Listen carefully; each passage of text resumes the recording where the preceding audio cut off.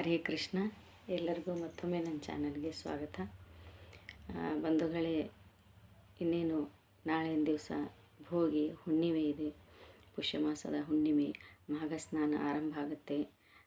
ಭೋಗಿ ಮತ್ತು ಮಕರ ಸಂಕ್ರಾಂತಿ ನಾಡಿದ್ದು, ಇನ್ನು ಮಂಗಳವಾರ ಭೋಗಿ ಇದೆ, ಮಂಗಳವಾರ ಸಂಕ್ರಾಂತಿ ಇದೆ, ನಾಳೆ ಭೋಗಿ ಇದೆ, ಹುಣ್ಣಿಮೆ ದಿನ ಬಂದಿದೆ. ಎಲ್ಲರೂ ಸಹ ಭೋಗಿಯ ದಾನವನ್ನು ಮಾಡಿ ನಾಡಿದ್ದು ಮಕರ ಸಂಕ್ರಾಂತಿಯನ್ನು ವಿಜೃಂಭಣೆಯಿಂದ ಆಚರಣೆ ಮಾಡಿ ಸುಗ್ಗಿ ಕಾಲವನ್ನು ಸಂಭ್ರಮಿಸಿ ಅಂತ ತಿಳಿಸ್ತಾ ಈ ವಿಡಿಯೋವನ್ನು ಮಾಡೋದಕ್ಕೆ ಕಾರಣ, ನಾಳೆ ಹುಣ್ಣಿಮೆ ಇದೆ, ಪುಷ್ಯ ಮಾಸದ ಹುಣ್ಣಿಮೆ.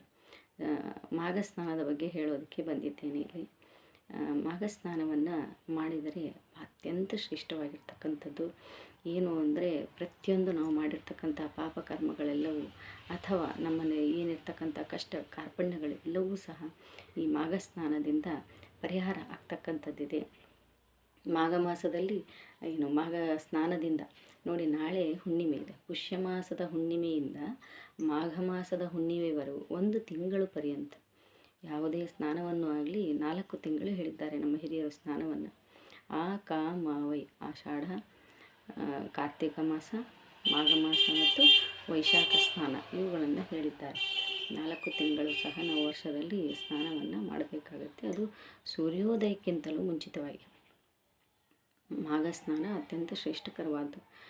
ನಿಮ್ಮ ಕೈಲಾದ್ರಿಗಿನ ಯಾವುದನ್ನು ಕ್ಷೇತ್ರಗಳಿಗೆ, ಪುಣ್ಯಕ್ಷೇತ್ರಗಳಿಗೆ ಭೇಟಿ ಕೊಟ್ಟು ಅಲ್ಲಿರ್ತಕ್ಕಂಥ ನದಿ ತೀರದಲ್ಲಿ, ಸಮುದ್ರದಲ್ಲಿ, ಕೆರೆ ಕಟ್ಟೆಗಳಲ್ಲಿ, ಕೆರೆ ಬಾವಿಗಳಲ್ಲಿ, ಕೊಳಾಯಿಯಲ್ಲಿ ಸಹ, ಮನೆಯಲ್ಲಿ ಬರ್ತಕ್ಕಂಥ ಕೊಳಾಯಲ್ಲೂ ಸಹ ನಾವು ಸೂರ್ಯೋದಯಕ್ಕಿಂತಲೂ ಮುಂಚಿತವಾಗಿ ಮಾಡಬೇಕು ಮಾಘ ಸ್ನಾನವನ್ನು. ಪುಷ್ಯ ಮಾಸದ ಹುಣ್ಣಿಮೆಯಿಂದ ಮಾಘ ಮಾಸದ ಹುಣ್ಣಿಮೆ ತನಕ.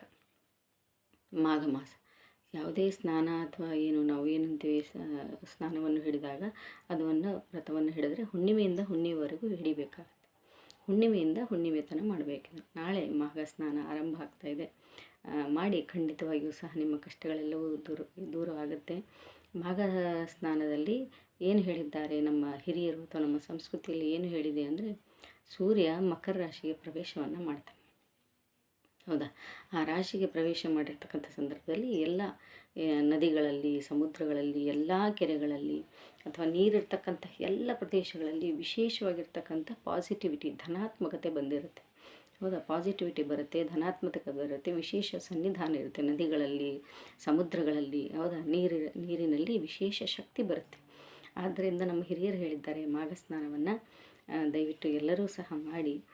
ಕ್ಷೇತ್ರಗಳಿಗೆ ಹೋಗಲಿಲ್ಲ ಅಂದರೂ ಸರಿ, ಪರವಾಗಿಲ್ಲ, ಮನೆಯಲ್ಲಿಯೇ ಸಹ ಮಾಘ ಸ್ನಾನವನ್ನು ಸೂರ್ಯೋದಯಕ್ಕಿಂತ ಮುಂಚಿತವಾಗಿಯೇ ಮಾಡಬೇಕು ಸ್ನಾನವನ್ನು. ಬೆಳಿಗ್ಗೆ 5 ಗಂಟೆಗೆ ಅಥವಾ 5:15, 6 ಗಂಟೆ ಒಳಗೆ ಸ್ನಾನವನ್ನು ಮಾಡಬೇಕು ಪ್ರತಿನಿತ್ಯವೂ ಸಹ, ಹುಣ್ಣಿಮೆಯಿಂದ ಹುಣ್ಣಿಮೆವರೆಗೆ. ಈಗ ಮಾಘ ಮಾಸದಲ್ಲಿ ಹುಣ್ಣಿಮೆಯಿಂದ, ಪುಷ್ಯ ಮಾಸದ ಹುಣ್ಣಿಮೆಯಿಂದ ಮಾಘ ಮಾಸದ ಹುಣ್ಣಿಮೆಯವರೆಗೂ ಇದನ್ನು ಮಾಡಬೇಕು. ಈ 1 ತಿಂಗಳ ಪರ್ಯಂತ ಮಾಘ ಸ್ನಾನವನ್ನು ಏನು ಮಾಡ್ತೀರಿ, ಗೌರಿ ಪೂಜೆಯನ್ನು ವಿಶೇಷವಾಗಿ ಮಾಘ ಮಾಸದಲ್ಲಿ ಹೇಳಿದ್ದಾರೆ. ಹೌದಾ? ಗೌರಿ ಪೂಜೆ ಬಹಳ ಶ್ರೇಷ್ಠವಾಗಿರ್ತಕ್ಕಂಥದ್ದು. ನಾನಾಗಲೇ ಹೇಳಿದೆ, ಒಂದು ವಿಡಿಯೋದಲ್ಲಿ ತಿಳಿಸಿದ್ದೇನೆ, ಮದುವೆ ಆಗದೇ ಇರತಕ್ಕಂಥ ಹೆಣ್ಣುಮಕ್ಕಳಿಗೆ ಅಂತಕ್ಕಂಥದ್ದು. ಕೆಲವೊಬ್ಬರು ಸುಮಾರು ಜನ ಕೇಳಿದ್ದೀರಿ, ನಮ್ಮ ಮಕ್ಕಳ ಪರವಾಗಿ ನಾವು ಹೇಳ್ಬೋದಾ ಅಂತಕ್ಕಂಥದ್ದು. ಮಂತ್ರವನ್ನು ಯಾರು ಮದುವೆ ಆಗಬೇಕು ಅವರೇ ಹೇಳಬೇಕು. ಪೂಜೆಯನ್ನು ಮಾಡಬಹುದು. ನನ್ನ ಮಗಳ ಕಲ್ಯಾಣಕ್ಕಾಗಿ, ಮದುವೆಗಾಗಿ ನಾನು ಈ ಪೂಜೆಯನ್ನು ಮಾಡ್ತಾ ಇದ್ದೇನೆ ಅಂತಕ್ಕಂಥದ್ದು ಸಂಕಲ್ಪ ಮಾಡಿ ತಂದೆ ತಾಯಿಗಳು ತಾವು ಮಾಡಬಹುದು. ಮಕ್ಕಳ ಪರವಾಗಿ ಪೂಜೆಯನ್ನು ಮಾಡಬಹುದು. ಹೌದಾ? ಮಂತ್ರವನ್ನು ಯಾರು ಮದುವೆ ಆಗಬೇಕು ಅವರು ಹೇಳಬೇಕು. ಇದನ್ನು ಕಮೆಂಟ್ ಮಾಡಿದ್ರು, ಅದಕ್ಕೆ ತಿಳಿಸ್ತಾರೆ. ಮಂತ್ರವನ್ನು ಮದುವೆ ಆಗುವವರು ಹೇಳಬೇಕು. ಪೂಜೆಯನ್ನು ಯಾರಾದರೂ ಮಾಡಬಹುದು. ಮಾಡಿ ನನ್ನ ತಂಗಿಗೆ ಮದುವೆ ಆಗಲಿ, ನನ್ನ ತಮ್ಮನಿಗೆ ಮದುವೆ ಆಗಬೇಕು ಅಂತ ಈ ಪೂಜೆಯನ್ನು ಮಾಡ್ತಾ ಇದ್ದೀನಿ ಅಂತಕ್ಕಂಥ ಸಂಕಲ್ಪ ಮಾಡ್ಬೋದು.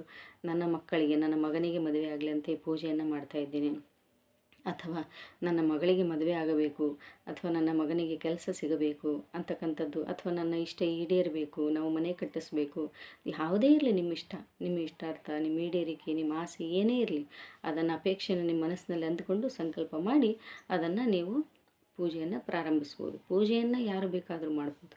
ಮಂತ್ರವನ್ನು ಯಾರು ಮದುವೆ ಆಗಬೇಕು ಅವರು ಹೇಳಬೇಕು. ಹೌದಾ?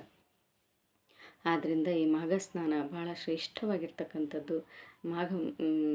ಪುಷ್ಯ ಮಾಸದ ಹುಣ್ಣಿಮೆಯಿಂದ ಮಾಘ ಮಾಸದ ಹುಣ್ಣಿಮೆವರೆಗೂ ಸ್ನಾನವನ್ನು ಮಾಡಿ. ದೇವರ ಪ್ರತಿನಿತ್ಯದ ಏನು ಪೂಜಾ ಕೈಂಕರ್ಯಗಳನ್ನು ನೀವು ಮಾಡ್ತೀರಿ, ಪೂಜೆಗಳನ್ನು ಮಾಡ್ತೀರಿ, ಅದನ್ನೆಲ್ಲವನ್ನೂ ಸಹ ಮಾಡಿ ಭಗವಂತನ ಅನುಗ್ರಹಕ್ಕೆ ಪಾತ್ರರಾಗಿ ಅಂತಕ್ಕಂಥ ಮಾತುಗಳನ್ನು ತಿಳಿಸ್ತೀನಿ ಈ ವಿಡಿಯೋವನ್ನು ಇಲ್ಲಿಗೆ ಮುಗಿಸ್ತಾ ಇದ್ದೀನಿ. ಧನ್ಯವಾದಗಳು.